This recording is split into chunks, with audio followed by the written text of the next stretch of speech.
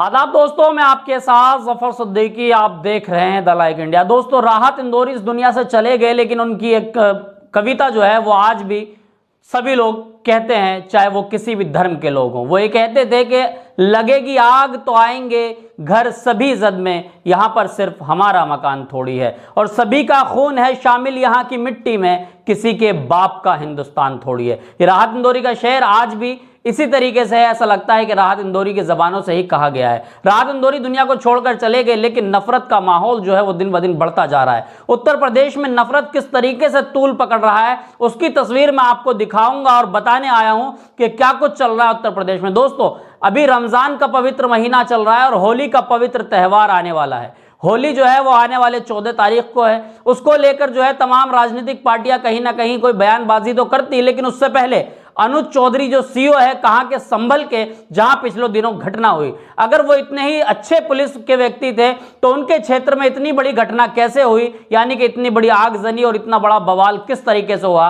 अनुज चौधरी की पहलवानी आखिर कहां चली गई थी। यह चेतावनी है उत्तर प्रदेश के सीओ अनुज चौधरी को कि अनुज चौधरी ने जो है सीधा बयान देते हुए, यानी कि अमन कमेटी की उन्होंने मीटिंग बुलाई और इसको लेकर हिंदू मुस्लिम सभी धर्म के लोगों के साथ मीटिंग की। अनुज चौधरी ने सीधा मुस्लिम समुदाय को धमकाते हुए ये कह दिया कि साल में 52 जुमे आते हैं, यानी कि जुमे की नमाज भी उसी दिन है, यानी कि जिस दिन होली का रंग है। ये तो एक भगवान की या अल्लाह की कह सकते हैं कि कृपा है कि वो एकता की मिसाल की तरफ दोनों धर्मों के त्यौहार एक साथ नजर आते हैं। यानी कि होली का भी पवित्र त्यौहार उसी दिन है, यानी कि 14 तारीख को, और उसी दिन 14 मार्च के दिन ही जो है वो रमजान का जुमा भी आ रहा है। तो रमजान के जुमा और होली के त्यौहार को लेकर तमाम जगहों पर जो है अमन कमेटी की मीटिंग बुलाई जा रही है। उसी बीच अनुज चौधरी जो सीओ है, जो लगातार जो है सुर्खियों में बने रहते हैं और सस्ती जो है, मैं कह सकता हूं कि वो पॉपुलैरिटी बटोरने के लिए उन्होंने एक बयान दिया। उन्होंने साफ कहा कि रमजान के जुमे को लेकर उन्होंने बयान दिया कि साल में 52 जुमे आते हैं, लेकिन होली एक बार आता है। जिसको रंग से तकलीफ है वो अपने घर में रहे, बाहर ना निकले। यानी कि अमन कमेटी की मीटिंग में सीधा सीधा मुस्लिम समुदाय को धमकाने का काम अनुज चौधरी ने किया।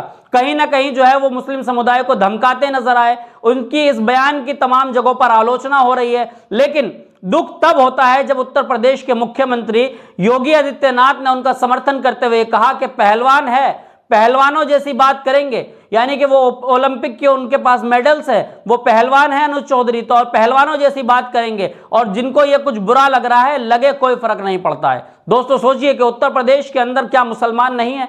उत्तर प्रदेश के मुसलमानों से योगी आदित्यनाथ को क्या नफरत है? अगर वो कम से कम उनके बयान का खंडन नहीं कर सकते तो उनके बयान का समर्थन करने की क्या जरूरत पड़ी थी? योगी आदित्यनाथ ने सोचा कि सस्ती राजनीति तो मुझे भी करनी है, सस्ती पॉपुलैरिटी मुझे भी बटोरनी है, तो योगी आदित्यनाथ भी खामोश क्यों नजर आते? उन्होंने सीधा कह दिया कि पहलवान है, पहलवानों जैसी बात करेगा, और सही कहा, जिसको बुरा लगे वो लगे, हम पे क्या फर्क पड़ता है। दोस्तों, आप सोचिए कि एक सीओ कहीं ना कहीं आग लगाने का काम कर रहा है और उस आग के अंदर घी डालने का काम जो उत्तर प्रदेश के मुखिया योगी आदित्यनाथ कर रहे हैं। क्या योगी आदित्यनाथ के कंधे पर उत्तर प्रदेश की जिम्मेदारी नहीं है? अगर है तो क्या वो उनका ये बयान संवैधानिक बयान है? और अगर संवैधानिक बयान है तो दोस्तों मैं आपको संविधान दिखाऊंगा। संविधान के किसी पन्ने में अगर संवैधानिक बयान आपको ऐसा मिल जाए तो आप मेरे इस कमेंट बॉक्स में इस वीडियो का आकर जरूर बताइएगा कि संवैधानिक बयान क्या इस तरह का होता है। दोस्तों, मैं आपको भारत का संविधान दिखा रहा हूं जो बाबा भीमराव अंबेडकर ने संविधान को लिखा, और इस संविधान के अंदर तमाम लोगों का सम्मान किया गया है, चाहे वो किसी भी धर्म से आते हों, चाहे वो हिंदू मुस्लिम सिख ईसाई किसी भी धर्म से, पारसी पादरी किसी भी धर्म से आते हों, किसी भी धर्म में जो है उनकी आस्था हो, उन तमाम लोगों की जिंदगी के बारे में जो है बाबा भीमराव अंबेडकर ने यह संविधान लिखा। और इस संविधान से ही अनुज चौधरी को जो है वो वर्दी मिली है, इस संविधान से ही योगी आदित्यनाथ को जो है वो कुर्सी मिली है, इस संविधान से ही ये जो बयानबाजी कर रहे हैं इन सबका अधिकार इस संविधान ने दिया है। लेकिन इस संविधान के दोस्तों किसी भी पन्ने पे जो है वो चीजें नहीं लिखी है जिस तरह का बयान ये दे रहे हैं। ये संविधान मेरे हाथ में, अगर आप भी संविधान पढ़े हैं, आपके पास भी अगर संविधान में कोई ऐसा जवाब है तो आप मेरे वीडियो कमेंट बॉक्स में जरूर बताइएगा। चलिए तो दोस्तों, पहले मैंने संविधान भी आपको दिखा दिया, संविधान की बात भी आपसे हो गई। अब मैं सीधा आपको अनुज चौधरी का वो बयान सुना देता हूं जिसकी आलोचना पूरे देश भर के लोग कर रहे हैं। पहले देखिए इस वीडियो को। ये है, जिस भाई को होली खेलनी हो उस दिन वो बाहर निकले, और जिसमें कैपेसिटी और रंग खेलने की, जिसका बड़ा मन हो वो बाहर निकले, नहीं तो अनावश्यक कोई भी आदमी बाहर ना निकले, अपने बच्चों के साथ रहे, अपने घर में नमाज पढ़े, क्यों घर में भी तो पढ़ते हैं, कोरोना टाइम में घर में नहीं पढ़ी, सबने पढ़ी है। और जब मूर्ति में भगवान नहीं है तो घर में भी तो मूर्ति थोड़ा ही है, घर में भी तो नमाज पढ़ सकते हो। जब सब जगह भगवान और अल्लाह सब जगह है, हर स्थान पे, तो आप घर में नमाज पढ़ लो। तो ये बिल्कुल भी प्रशासन इस स्थिति में नहीं है अब हम कोई भी चीज बर्दाश्त करेंगे किसी भी पक्ष की। यदि हिंदू पक्ष कोई रंग जबरदस्ती जानबूझ के डालता है और उसकी कोई वीडियो या ऑडियो हमारे पास आ गई, जगह जगह कैमरे लगे हुए हैं, अब भाई इसकी गलती है, क्योंकि कोई भी चीज होती है तो फिर उस पर भी कार्रवाई होगी। जान के मतलब अब ये आ रहा है जब मौलाना जी तो वो जान गए, ठीक है। एक रंग एक जैसे जा रहा बराबर से निकल रहा, अब उड़ रहा, उसके हड़का था टिक्का लग गया, उसका लग गया, तो वो कहता है मेरे पर रंग डाल दिया। तो भाई जब रंग उड़ेगा वो उड़ता है चारों तरफ, ऐसी चीज तो है नहीं है वो बिल्कुल गोली की तरह की जगह जाके लगती है, रंग तो सब में फैलता है। इसी तरीके से हम होली के लिए अलग कमेटी बनाएंगे। तो क्या अपने इलाके में, अपने जिले के अंदर आपको जिम्मेदारी से ज्यादा मुसलमानों पर टारगेट करता नजर आता है? आप वही है ना सीओ साहब जिनके आदेश पर गोली चलाई गई थी। शर्म नहीं आती आपको? वर्दी पहनकर आप इस तरह की बातें करते हैं। देश की जनता आपको माफ नहीं करेगी। इसी तरीके से समाजवादी पार्टी के एक नेता हैं राम गोपाल, उन्होंने कहा कि अनुज चौधरी सरकार बदलने दो, तुम जेल जाओगे।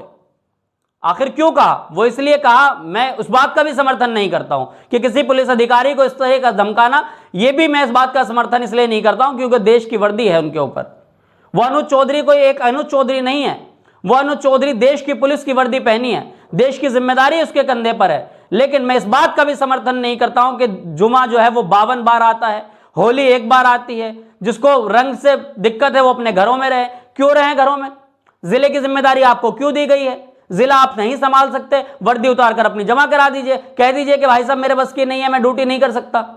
नहीं है आपके बस की। पहलवानी दिखानी तो दिखाइए ना सिस्टम में जाके, पहलवानी सिस्टम के अंदर घुसिए और पहलवानी दिखाइए। क्या जरूरत पड़ी है किसी समुदाय को धमकाने की?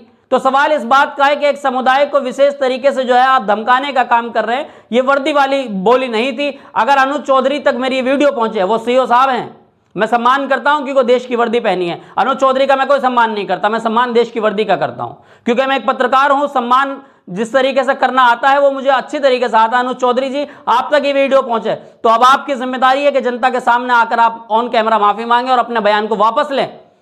होली से पहले आपके इस बयान से कहीं ना कहीं जो है लोग उग्र हो सकते हैं, मुसलमानों पर जबरन जो है होली का रंग डाल सकते हैं। मुसलमान घरों से निकलेंगे तो उनको लगेगा कि भाई हम तो डर कर चल रहे हैं, लेकिन जिन लोगों ने तुम्हारे वो बयान सुने होंगे उनको लगेगा कि अनुज चौधरी का समर्थन हमें प्राप्त है, अनुज चौधरी का संरक्षण हमें प्राप्त है। किसी की बहन बेटियां जा रही हो, हम उन पर खूब होली डालेंगे, कुछ नहीं होने वाला है क्योंकि अनुज चौधरी ने कह दिया है ना कि जिसको दिक्कत है वो अपने घरों में रहे।